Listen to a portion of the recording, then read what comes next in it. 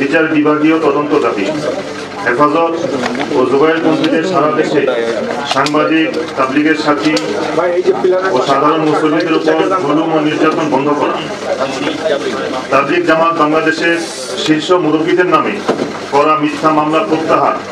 নিজামুদ্দিনের অনুসারীদের নির্বিঘ্নে দ্বিতীয় দফায় বিশ্ব ইজতেমা করতে দেয়া এবং মুফতি মুয়াজ বিন নূরের নিঃশর্ত মুক্তির দাবিতে সংবাদ সম্মেলনের লিখিত বক্তব্য। আসসালামু আলাইকুম ওয়া রাহমাতুল্লাহি ওয়া বারাকাতুহু। জাতির বিবেক প্রিয় সাংবাদিক ভাইয়েরা, তাবলীগের চলমান সমস্যা সমাধানের জন্য আমরা আগেও কয়েকটি সংবাদ সম্মেলন করেছি। বস্তুনিষ্ঠ ও সত্য সংবাদ প্রকাশ করে বরাবরই আপনারা আমাদের সহযাত্রী ছিলেন। আজকেও সবাই হাজির হয়েছেন। হৃদয়ের গভীর থেকে কৃতজ্ঞতা প্রকাশ করছি আপনাদের প্রতি। মূল বক্তব্য শুরু করার আগে বলে রাখছি, আজকের এই সংবাদ সম্মেলনটি আমরা দুঃখ, ভারাক্রান্ত হৃদয় এবং গভীর উদ্বেগের সাথে করছি। সাধারণ তাবলীগের সাথে সর্বোপরি দেশের জনগণ মানুষের বিষয়ে আমরা শঙ্কিত। আমরা মুসলমান ও ইসলামের সম্মানের জন্য চিন্তিত। আপনাদের নিরাপত্তার বিষয়েও আমরা খুব উদ্বিগ্ন। গত 18 ডিসেম্বর টঙ্গীর ময়দানে যে দুঃখজনক সাংঘর্ষিক ঘটনা ঘটেছে, সেই ঘটনায় আমরা মর্মাহত। আমরা গভীর উদ্বেগের সাথে লক্ষ্য করছি এই ঘটনাকে রাজনৈতিক আলিমগণ তাদের স্বার্থ সিদ্ধির প্ল্যাটফর্ম তৈরি করার লক্ষ্যে দেশব্যাপী এক মেসাকার করে চলেছেন। কষ্টের সাথে জানাচ্ছি, বাংলাদেশে ভ্রাতৃঘাতী ভয়াবহ সংঘাত, ধর্মীয় দাঙ্গা, সাম্প্রদায়িক সম্প্রীতি বিনষ্ট, সাংবিধানিক অধিকার ভুলণ্ঠিত, ধর্মীয় স্বাধীনতা এবং মানবাধিকার চরমভাবে লঙ্ঘন করা হচ্ছে। সারা দেশে অহিংস ও শান্তিপ্রিয় তাবলীগ জামাতের মাওলানা সাদ সাহেবের অনুসারীদের ঘর বাড়ি দোকানপাট ভেঙে দেওয়া হচ্ছে এবং বিভিন্ন জায়গায় আমাদের সাথীদের উপর বর্বরোচিত আক্রমণ হচ্ছে। মামলা ছাড়াই সাথীদের গ্রেপ্তার করা হচ্ছে। এমনকি কোথাও কোথাও ঘরের পর্দানশীল মা বোনদের সাথেও সম্মানজনক আচরণ করা হচ্ছে না। বিভিন্ন মসজিদের সাথীদের নামাজ ও ইবাদতরত অবস্থায় ইবাদত করতে বাধা দেওয়া হচ্ছে। অল্প সংখ্যক পুলিশের সহযোগিতায় একদল উগ্রপন্থী এমনকি বিভিন্ন বাসাবাড়িতে গিয়েও তাবলীগের সাথীদের মারধর করছে। অন্যায়ভাবে এক পক্ষের মুখপাত্রকে গ্রেফতার করা হচ্ছে। আশ্চর্যের বিষয় হলো, বিদেশি মেহমানদের উপর হামলা করা হচ্ছে। সবচেয়ে বিস্ময়কর ব্যাপার হলো, জুবাইরপন্থীগণ কয়েকটি জায়গায় সাংবাদিক ভাইদের উপর হামলা করছে। এইসব নির্মম ও অতি দুঃখজনক ঘটনা অসাম্প্রদায়িক, বৈষম্যমুক্ত ও স্থিতিশীল বাংলাদেশকে, সর্বোপরি ইসলামকে বিশ্বের দরবারে ভীষণভাবে প্রশ্নবিদ্ধ করছে। এইসব বিচারহীনতার বিরুদ্ধে আমাদের আজকের এই সংবাদ সম্মেলন। সব মানুষের ধর্মীয় সাংবিধানিক মৌলিক অধিকার নিশ্চিত করা না হলে দেশে ভয়াবহ অরাজকতা ও ক্ষোভের দাবানল ছড়িয়ে পড়তে পারে। কোন পরিস্থিতিতে আমাদের প্রিয় দেশ অস্থিতিশীল হোক আমরা চাই না। দেশের চরম অরাজকতা ও একটি চিহ্নিত সন্ত্রাসী মহলের ভয়াবহ জুলুম বন্ধে সরকার, প্রশাসন, মানবাধিকার সংগঠন, গণমাধ্যম, বিবেকবান সুশীল সমাজ ও জাতিসংঘ সহ সকল জাতীয় ও আন্তর্জাতিক সংস্থার সহযোগিতা কামনা করছি আমরা। সম্মানিত সাংবাদিক ভাইরা, আপনারা দেখেছেন একটি রাজনৈতিক মহলের প্রকাশ্যে ইন্ধন, উস্কানি ও মদদে টঙ্গীতে দুই পক্ষের মধ্যে যে সংঘর্ষের ঘটনা ঘটেছে, সেটা কেন্দ্র করে সারা দেশে কিভাবে ভয়াবহ এক মব জাস্টিসের পরিবেশ সৃষ্টি করেছে। এই অপশক্তির গভীর ষড়যন্ত্রের কারণে বিশ্ব ইজতেমা হুমকির মুখে পড়েছে। তারা নিজেদের রাজনৈতিক স্বার্থ সিদ্ধির জন্য আন্তর্জাতিক বিশ্ব ইজতেমার মতো এই ইভেন্টকেও নিজেদের দখলে নেওয়ার পায়তারা করে চলেছে।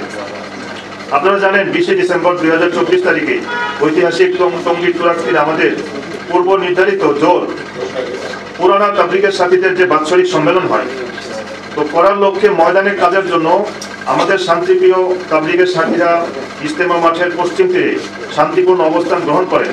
যে কোনো সংঘাত এড়াতে আমরা ইতিপূর্বে প্রশাসনকে বারবার অবহিত করে 36টি চিঠি দিয়েছি। জুবাইরপন্থী ও হেফাজতের নেতাদের কাছে আমরা শান্তি ও সমঝোতার প্রস্তাব জানিয়েছি।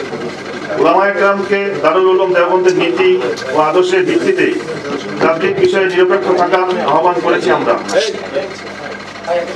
কিন্তু এই কথা আজ দিবালোকের মতো সুস্পষ্ট যে রাজনৈতিক অপশক্তি তাবলীগের বিতর্ক দ্বন্দ্ব জিয়ে রেখে তাবলীগের উভয় পক্ষকে নিয়ন্ত্রণ করার নীল নকশা এঁকেছে। মাওলানা সাদ অনুসারীরা ময়দানে আসলে তুরাগ নদী রক্তে লাল করার হুমকি দিয়েছেন হেফাজতের নেতারা, যে কারণে ওনারা কোনোভাবেই আমাদের সাথে সমঝোতায় আসতে তৈরি হননি। তাই আমরা অত্যন্ত সুস্পষ্ট ভাষায় জানাতে চাই, টঙ্গী ময়দানের ঘটনাটি তাদের ওই হীন ষড়যন্ত্রের একটি অংশ মাত্র। প্রিয় সাংবাদিক ভাইরা, আপনারা দেখেছেন যে ঢাকা মেডিকেল কলেজে হাসপাতালে থেকে কিভাবে আমাদের তাবলীগের সাথীদেরকে পুলিশ ও সাংবাদিকদের সামনে তারা প্রকাশ্যে অপহরণ করে কাকরাইল মসজিদে নিয়ে অকথ্য নির্যাতন করেছে। টঙ্গীর ময়দানে আমাদের সাথী ভাই বেলাল হোসেন নিহতের ঘটনাকে নিজেদের সাথী বলে উল্টো আমাদের নামে মিথ্যা মামলা করেছে। মুফতি মুয়াজ্জিন নূরকে বাড়ি থেকে তার স্ত্রী সন্তানদের সামনে পুলিশের উপস্থিতিতে হেফাজত ও জুবায়েরপন্থীরা প্রচন্ড নির্যাতন করতে করতে তুলে নিয়ে গিয়েছে। পুলিশ তাকে গ্রেফতার করেছে, আদালতে রিমান্ডও নিয়েছে। এইসব বিষয়ে অনেক উদ্বেগ তৈরি করেছে। আমরা মিথ্যা মামলায় গ্রেফতার হওয়া মুফতি মুয়াজ্জিন নূরের নিঃশর্ত মুক্তির দাবি জানাচ্ছি। এছাড়াও তাবলীগের শীর্ষ মুরব্বী যাদের ওইসব ঘটনার সাথে বিন্দু মাত্র সম্পৃক্ততা নেই, তাদেরকে মিথ্যা মামলায় জড়িয়ে রাতের দিনে হয়রানি করা হচ্ছে। পুলিশ জুবায়েরপন্থীদের মামলা গ্রহণ করলেও দুঃখজনকভাবে আমাদের নিহত সাথীর পক্ষে তাদের বিরুদ্ধে মামলা গ্রহণ করেনি, যার ফলে জুবায়েরপন্থী ও হেফাজত কর্মীরা একত্র হয়ে সারা দেশে সিরিজ হামলা ও ব্যাপক সহিংসতা সৃষ্টি করে যাচ্ছে এবং এইসব উগ্রতায় বরাবরের মতোই সহজ সরল মাদ্রাসার ছাত্রদের ঢাল হিসেবে ব্যবহার করে পরিস্থিতিকে ভয়াবহ করে তোলা হচ্ছে। প্রিয় সাংবাদিক ভাইয়েরা, আপনারা নিশ্চয় লক্ষ্য করেছেন, এমনকি এদের উগ্রতা ও নৃশংসতা থেকে জাতির বিবেক গণমাধ্যম কর্মীরাও নিরাপদ নয়। এসআইটিভি ও চ্যানেল 24 গাজীপুর জেলা প্রতিনিধিদের উপর 18 ডিসেম্বর তারিখে টঙ্গী হসপিটালে জুবায়েরপন্থীরা হামলা চালায়, যার সংবাদ ছড়াও করে অনেক গণমাধ্যমে ইতিমধ্যে প্রকাশ হয়েছে। গতকাল 22 ডিসেম্বর 2024 তারিখে টাঙ্গাইল জেলা প্রশাসক অফিসে লাইভ সংবাদ চলাকালীন অবস্থায় ডিবিসি টেলিভিশনের জেলা প্রতিনিধির উপর জুবায়েরপন্থীরা হামলা চালায়। এই সময় আইনশৃঙ্খলা বাহিনীর সদস্যরা উপস্থিত থাকলেও সন্ত্রাসীদের আক্রমণ থেকে সাংবাদিকদের বাঁচাতে কোনো ভূমিকা পালন করতে দেখা যায়নি। আমাদের জানতে ইচ্ছা করে ধর্মীয় ফেসিবাদের এই ভয়াবহ উগ্রতার শেষ কোথায়? সাংবাদিকরাই যেখানে তাদের নৃশংস ও বর্বরতা থেকে রেহাই পাচ্ছেন না, সেখানে ভিন্নমত পোষণকারী ও সাধারণ মানুষের নিরাপত্তা কোথায়? ঢাকা সহ আমাদের সকল মাদ্রাসা ও শিক্ষা প্রতিষ্ঠানের ছাত্র শিক্ষকদের উপর জুবায়েরপন্থীরা হামলা করতেছে। আমরা গভীর উদ্বেগের সাথে জানাচ্ছি, দেশের বৃহত্তর জনগোষ্ঠীকে বরাবর বৈষম্য ও বিচার বঞ্চিত করা দেশকে ভয়াবহ অস্থিতিশীলতার দিকে ছেড়ে দেওয়ার নামান্তর। প্রিয় সাংবাদিক ভাইয়েরা, আমরা বলতে চাই, গত কয়েকদিনে হেফাজতের নেতাকর্মীরা সারা দেশে তাবলীগের সাথীদের বাড়ি ঘরে মাদ্রাসা মসজিদে যে ভয়াবহ তাণ্ডব চালিয়েছে, তা বিভিন্ন দেশে উগ্রবাদী গোষ্ঠীর সংখ্যালঘু মুসলমানদের উপর ভয়াবহ নির্যাতন ছাড়িয়ে গিয়েছে।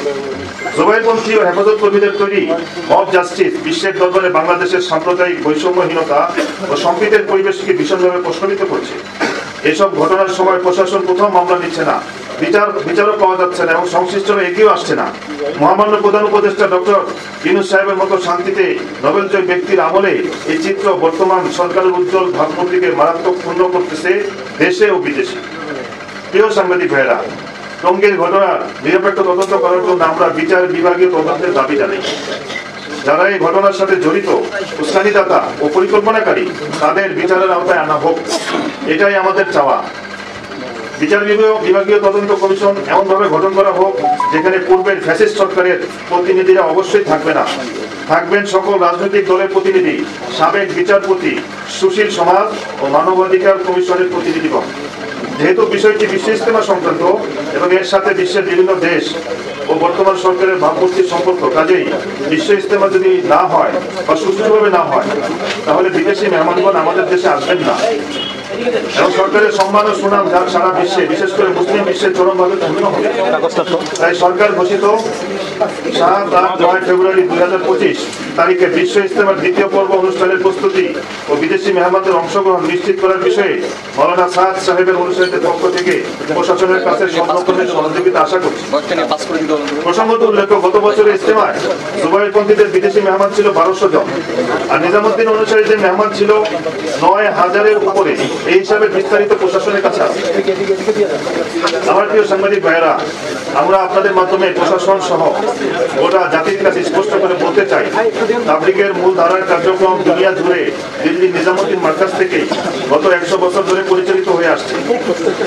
নিজামুদ্দিন মার্কাজের সরাসরি তত্ত্বাবধানে প্রায় 67 বছর ধরে টঙ্গীর তুরাগ তীরে বিশ্ব ইজতেমা অনুষ্ঠিত হয়ে আসছে। এই নিজামুদ্দিন মার্কেজের অনুসারীদেরকে কাকরাইল মসজিদ, টঙ্গীর বিশ্ব ইজতেমা এবং মসজিদে মসজিদে আমল করতে বাধা দেওয়া মানে মূলত দেশের দাওয়াতের মেহনত ও বিশ্ব ইজতেমাকে হুমকির মধ্যে ফেলে দেওয়া। বাংলাদেশ সহ সারা পৃথিবীর কোটি কোটি নিজামুদ্দিন অনুসারী তাবলীগের সাথে কোনোভাবে এই বৈষম্য মেনে নেবে না এবং নিতে পারে না। তাই আপনাদের মাধ্যমে সরকার ও গোটা জাতির সামনে আজকের সাংবাদিক সম্মেলন থেকে আমরা নিচের দাবিগুলো পেশ করছি। 1 নম্বর, তাবলীগ জামাতের বিশ্ব আমির হযরত মাওলানা সাদ কান্দলভির অনুসারী সকল মুরব্বীদের নামে করা সকল মিথ্যা মামলা প্রত্যাহার করতে হবে। 2 নম্বর, মজলুম কারাবন্দী আলেমে দ্বীন মুফতি মুআজ বিন নূরকে অতি সত্বর নিঃশর্ত মুক্তি দিতে হবে। 3 নম্বর, কাকরাইল মসজিদ, টঙ্গীর বিশ্ব ইজতেমা ও সারা বাংলাদেশের মসজিদ ভিত্তিক তাবলীগের কাজকে সমান অধিকারের ভিত্তিতে পরিচালনার পরিবেশ তৈরি করে দিতে হবে। 4, তাবলীগের যে কোনো বিষয়ে হেফাজত বা জোবায়েরপন্থীরা এক পক্ষের ব্যক্তিদের সাথে বসে সিদ্ধান্ত গ্রহণ পরিহার করতে হবে। অতি দুঃখের সাথে বলছি, মহামান্য স্বরাষ্ট্র উপদেষ্টা ও ধর্ম বিষয়ক উপদেষ্টার মধ্যে আমরা এই বিষয়ে সদিচ্ছার যথেষ্ট অভাব পরিলক্ষিত করছি। তারা বিচার বিশ্লেষণ ও বিচার বিভাগীয় তদন্ত এবং মীমাংসার আগেই এক পক্ষের হয়ে যেভাবে কথা বলছেন সেসব গোটা জাতিকে হতাশ করতেছে। 5, সঠিক সময় আমাদের কাকরাইল মসজিদ এবং টঙ্গী ইজতেমা ময়দান বুঝিয়ে দিয়ে আমাদের বিশ্ব ইজতেমার নির্দিষ্ট তারিখে ইজতেমা অনুষ্ঠান করার সকল কার্যক্রম নিশ্চিত করতে হবে। 6, সারা দেশে জোবায়েরপন্থী ও হেফাজত কর্মীরা নিজামুদ্দিনের অনুসারীদের উপর যে জুলুম ও নির্যাতন চালাচ্ছে সেই সবের বিরুদ্ধে কঠিন ব্যবস্থা গ্রহণ করতে হবে। 7, বারবার তাবলীগের সাথীদের এমন সংঘর্ষ করতে না হয় সেজন্য রাজনৈতিক ব্যক্তি ছাড়া তাবলীগের উভয় পক্ষকে নিয়ে সমঝোতার পরিবেশ তৈরি করতে হবে। 8, বিদেশ থেকে আসবেন এমন মেহমানদের ভিসা সংক্রান্ত যাবতীয় ইন্তজাম দ্রুত সম্পন্ন করতে হবে। 9, সারা দেশে তাবলীগের সাথীদের পরিচালিত মসজিদ ও মাদ্রাসা সহ বিভিন্ন শিক্ষা প্রতিষ্ঠানের নিরীহ ছাত্র ও শিক্ষকদের নিরাপত্তা নিশ্চিত করতে হবে। 10, যে কোনো অবস্থায় সাধারণ মুসল্লি, গণমাধ্যম কর্মী ও সাংবাদিকদের নিরাপত্তা নিশ্চিত করতে হবে। এসব হামলা ও উগ্রতার কাজে মাদ্রাসার অবুঝ ছাত্রদের ব্যবহার করা যাবে না।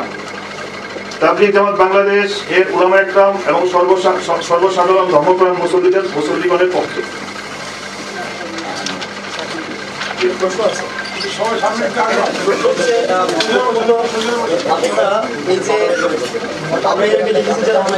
তারা বলছে যে আমরা আসল তাবলীগ, আপনাদেরকে বলা হচ্ছে সাত পলি, আবার আপনারা দাবি করছেন আপনারা আসল তাবলীগ আর ওরা হচ্ছে জুবায়েরপন্থী। তার মানে নিজেদেরকে কেউ পন্থী করতে না পারে এই বিষয়টা ক্লিয়ার করবেন এবং পরস্পরের সন্ত্রাসী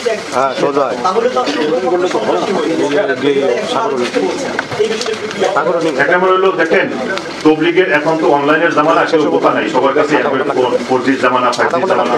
আপনারা তবলিগের যে হেডকোয়ার্টার মূল মার্কাজ সেটা হলো নিজামুদ্দিন, ওইখান থেকে 1924 ওই সময় এই তবলিগের কাজ শুরু হয়েছে এবং সারা দুনিয়ায় প্রায় 260টা দেশে তাবলীগের কাজ চলতেছে।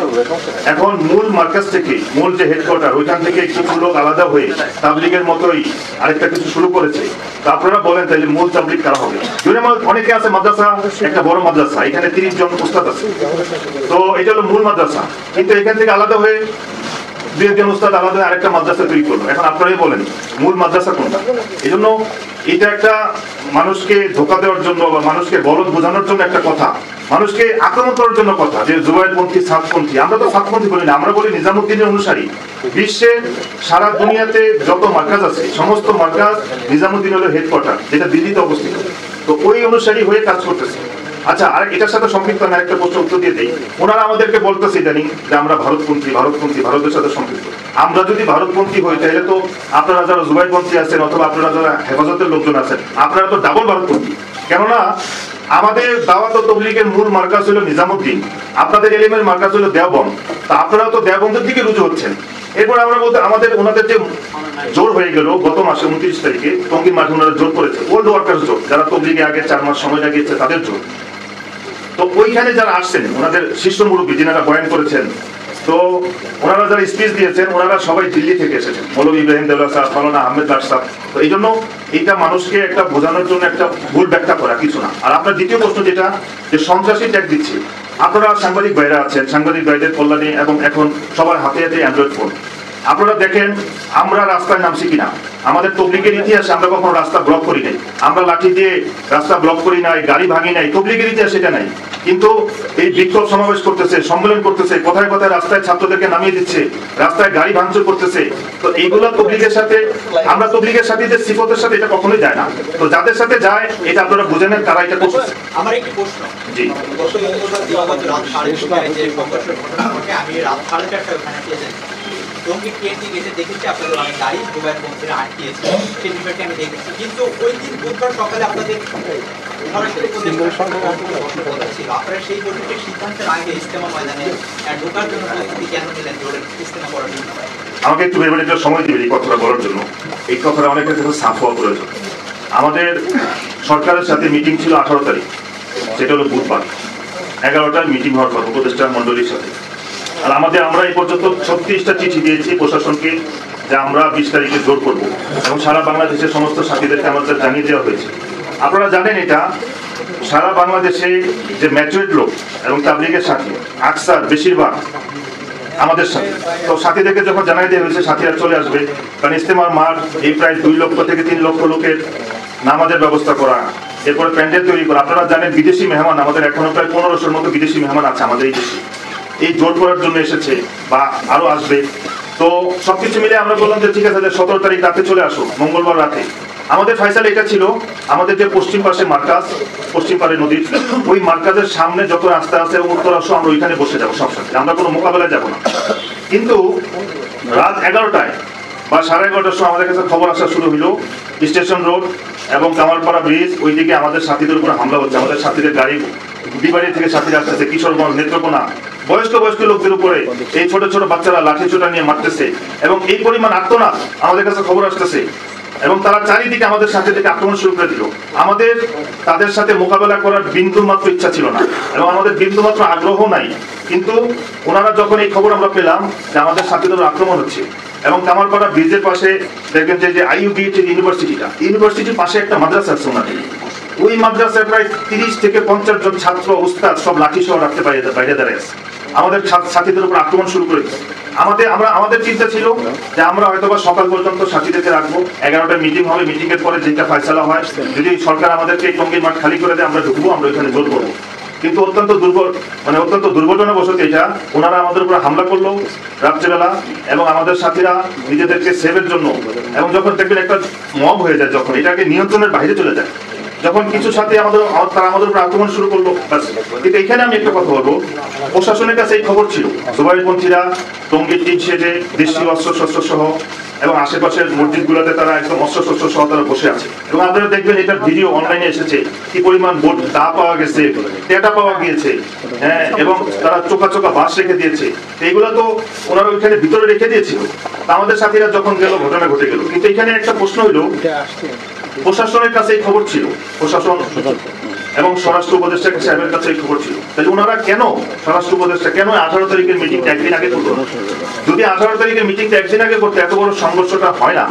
কারণ ওনারা, আপনারা জানেন, প্রশাসনের কাছে র্যাব প্রশাসন হোক, পুলিশ প্রশাসন হোক, সেনাবাহিনী হোক, সবার কাছে আপনারা জিজ্ঞাসা করেন যিনারা নিজামুদ্দিনের অনুসারী, তিনারা উচ্ছৃঙ্খল কিনা, তিনাদের আখলাক কেমন, তিনারা আচার আখলাক কেমন।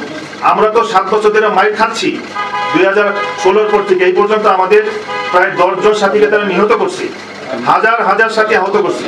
আপনাদের জ্ঞাতার্থে আরেকটা কথা বলি, এই যে 18 তারিখের ঘটনার পর থেকে এই পর্যন্ত আমাদের সাথীদের উপর এই পরিমাণ নির্যাতন হচ্ছে, ঘরে ঘরে গিয়ে আক্রমণ হচ্ছে, ঘরে ঘরে গিয়ে, এবং আমাদের সাথীদের দোকানের মধ্যে, ব্যবসা প্রতিষ্ঠানের মধ্যে আক্রমণ করতেছে। এটা বলা চলে যে এরকম একটা অবস্থা, মসজিদের মধ্যে সাথীদেরকে বের করে দিচ্ছে, মসজিদের মধ্যে মারতেছে। এগুলো দেশের মধ্যে একটা অস্থিতিশীল পরিবেশ সৃষ্টি করতে চাচ্ছে। এই জন্য আমি এটা বলবো যে আমাদের যিনি মহতারাম স্বরাষ্ট্র উপদেষ্টা সাহেব আছে, উনি যেদিন সংবাদ সম্মেলন করলেন, মৌলানা মামুনুল হক সাহেব পাশে, জুনায়েদ আল হাবিব সাহেব পাশে, মৌলানা রবিউল হক সাহেব উনি সুরা ওই পন্থের, উনি বাম পাশে বসে এক কোনায়, কিন্তু কথা বলছে মামুনুল হক সাহেব। মামুনুল হক সাহেব তো তবলিগের কেউ না, আমরা তো দেখিনি কখন মামুনুল হক সাহেব তো তবলিগের। এবং আপনারা সাংবাদিক ভাইরা কিছু প্রশ্ন করেছিলেন জনাব স্বরাষ্ট্র উপদেষ্টা সাহেবকে, তো উনি সরাসরি বলতেছে অবশ্যই ওনাদেরকে আইনের আওতায় আনতে হবে, আমার ভাইয়েরা মামলা করুক, আমরা অ্যাকশনে যাবো। এরপরে সাংবাদিকরা বললেন যে সাতপন্থীরা ইস্তেমা করতে পারবে কিনা। বলেন যে আমার ভাই একটা ভালো পরামর্শ দিয়েছে। সব কথা আমার ভাই, সব কথা। একজন সাংবাদিক ভাই প্রশ্ন করলেন যে এই অবস্থায় সরকারের অবস্থান কি? উনি একটা কথা বললেন, সরকার, এরপর একটা কমা দিলেন, কমা দিয়ে বললেন আমি বলবো আমার ভাইয়েরা আলোচনা করুন। তো আমার ভাইয়েরা আলোচনা করে তো সমাধান করতে পারবে না। মাওলানা মামুনুল হক সাহেব তো পারতো, ওনার যে স্ট্যাটাস ছিল, ওনার যে খানদান, বাংলাদেশের ইতিহাসে ইসলামের মধ্যে ওনার খানদানের অনেক অবদান, আমরা মনে করেছিলাম যে উনি হয়তো এটার একটা সমাধান করে দিবেন, কিন্তু উনি তো এই আগুনের মধ্যে পানি না দিলে কেরোসিন ঢালছে, উনি তো এই আগুনের মধ্যে পানি না দিলে অক্টেন ঢালছে। এখন উনি তো তৃতীয় পক্ষ, উনি তো আগুন কেন জ্বালায় রাখছে, উনি সমাধান কিভাবে করবে? জনাব বলে যে মহতারাম স্বরাষ্ট্র উপদেষ্টা সাহেব উনি ভাবছিলেন এটা মনে খুব সামান্য একটা বিষয়। এটা দুইটা কারণ হতে পারে। এটা হতে পারে যে উনি এই ব্যাপারে উদাসীন, যে না এটা একটা সামান্য বিষয়, এটা সমাধান হয়ে যাবে। অথবা উনি ভাবছিলেন যে উনি ব্যস্ত অন্য কোনো কাজে, এই কাজে সময় দিতে পারেন না। কিন্তু এত বড় সংঘর্ষ, এত বড় মজমা আসতেছে, প্রায় 3 লক্ষ মজমা, এটা জনাব স্বরাষ্ট্র উপদেষ্টা সাহেব আগে থেকেই জানতেন। কিন্তু আমাদের কাছে কষ্ট লাগছে, এটা 13ই ডিসেম্বর আমাদের সাথীদের উপরে হামলা হইল, গাড়ি ভাঙচুর হইল। আমাদের জনাব রেজা আলী ভাই, আমাদের মহিবুল্লাহ ভাই, আতাউর রহমান ভাই, বশির সিকদার সাহেব ওই গাড়িতে ছিল, এবং আপনারা দেখছেন ওই ভিডিও। সন্ত্রাসী স্টাইলে গাড়ি জ্বালাই দিতে যাবে, কিন্তু আমাদের টঙ্গী ডিসি সাহেব এসে এই গাড়িকে বাঁচালো, গাড়ি ছেড়ে দিল। আমাদের বশির সিকদার সাহেব মারাত্মকভাবে আহত হলো। আমরা মামলা করলাম 15 জনের নামে, এই পর্যন্ত একজনও অ্যারেস্ট হয় নাই। আমরা মামলার এই ব্যাপারে কোনো অ্যাকশন দেখি নাই। কিন্তু যখন এই 18 তারিখ ঘটনা ঘটলো, তো আমরা মামলা করতে গেলাম, আমাদের এক সাথী মারা গেছে বেলাল ভাই, আমরা মামলা করতে গেলাম, আমাদের মামলা নিল না। আমাদের মামলা না নিয়ে বরঞ্চ স্বরাষ্ট্র উপদেষ্টা সাহেব পাশে মামুন সাহেবকে বসে বলতেছে আপনারা মামলা করেন, আমরা অ্যাকশনে যাবো। ওই দিন রাতেই মামলা হলো, আমাদের শীর্ষস্থানীয় মুরব্বীদের নামে মামলা করা হলো, এবং মুফতি মুয়াজ বিন নূর অ্যাকশনে অ্যারেস্ট হয়ে গেল এবং ওনাকে রিমান্ডও দেওয়া হলো। আমরা তবলিগের ইতিহাসে, বাংলাদেশের কথা বলছি, বাংলাদেশের তবলিগের ইতিহাসে দেখি নাই তবলিগ করার কারণে কোনো আলেম অ্যারেস্ট হয়েছে এবং রিমান্ড হয়েছে। আর 2 নম্বর হলো যে জনাব স্বরাষ্ট্র উপদেষ্টা সাহেব, আমি একটা কথা বলি, স্বরাষ্ট্র উপদেষ্টা সাহেব তো শুধু হেফাজতের জন্য না, স্বরাষ্ট্র উপদেষ্টা সাহেব তো শুধু জুবাইর পক্ষীদের জন্য না, উনি পুরো বাংলাদেশের সকলের জন্য স্বরাষ্ট্র উপদেষ্টা। উনি অভিভাবকের চেয়ারে বসে কিভাবে একটা পক্ষ নেই, ওনার তো উচিত ছিল যে 2 ভাই মারামারি লাগছে, অভিভাবক এসে এখন মিলমিশ কিভাবে করা যায় ওইটা চেষ্টা করা। এই জন্য আমি মহতারাম ডক্টর ইউনূস সাহেব আছেন আমাদের, উনি এখন দেশের প্রধান এবং আল্লাহ তাআলা ওনাকে দেশের জনগণের খাদেম বানিয়েছেন। আমি ওনার কাছে দরখাস্ত এবং গুজারিশ এটা যে আপনি যে ডিপার্টমেন্টকে দায়িত্ব দিয়েছেন ওনারা এটা ফেল, ওনারা পারবে না, কারণ ওনারা একটা পক্ষ নিয়ে নিচ্ছে। এই জন্য আপনি দোনো পক্ষের শীর্ষস্থানীয় মুরব্বী যারা আছে ওনাদেরকে নিয়ে অতি সত্বর বসেন। আপনি যদি বসেন এই দোনো পক্ষের শীর্ষস্থানীয় মুরব্বীকে দিকে নিয়ে, এখানে তৃতীয় কোনো পক্ষ থাকবে না, এই সমস্যার অনেক সহজে সমাধান হবে।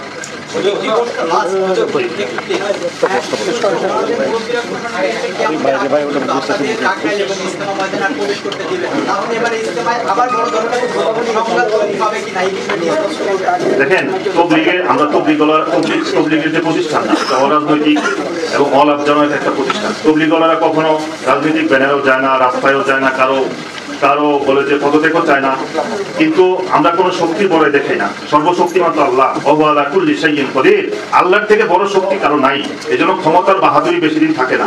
আমাদের সাথীরা জায়গায় জায়গায় জুলুম হচ্ছে, মারের শিকার হচ্ছে। আমরা মজলুম, তরকারি বিক্রি করে, মাছ বিক্রি করে, রিক্সা চালায় সাথীরা, এদের উপরে হামলা হচ্ছে। আল্লাহ তাআলা দেখতেছে। এই জন্য দুনিয়াতে যদি শাস্তি নাও হয়, আখিরাতে কিন্তু কেউ ছাড়া পাবে না। এই জন্য আমরা তো মজলুমের বদদোয়া হইতে বাঁচিয়া থাকিও, রাসূল সাল্লাল্লাহু আলাইহি ওয়াসাল্লাম বলেছেন। এবং মজলুমের বদদোয়া এবং আল্লাহ পাকের আরশের মধ্যে কোনো পর্দা থাকে না।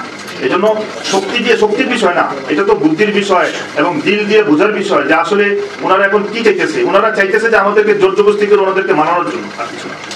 আপনাদের 2 পক্ষের মধ্যে যে সংঘর্ষ, এর থেকে ভিন্ন ধর্মী যারা আছে, আমাদের ইসলামের যে সৌন্দর্য বেশি নষ্ট হচ্ছে না। আর দ্বিতীয়ত হচ্ছে আপনারা যদি এরকম 2 পক্ষ দেখে থাকেন, তাহলে আমরা যারা সাধারণ মুসলিম আছি, আমরা আসলে কোন দিকে যাব?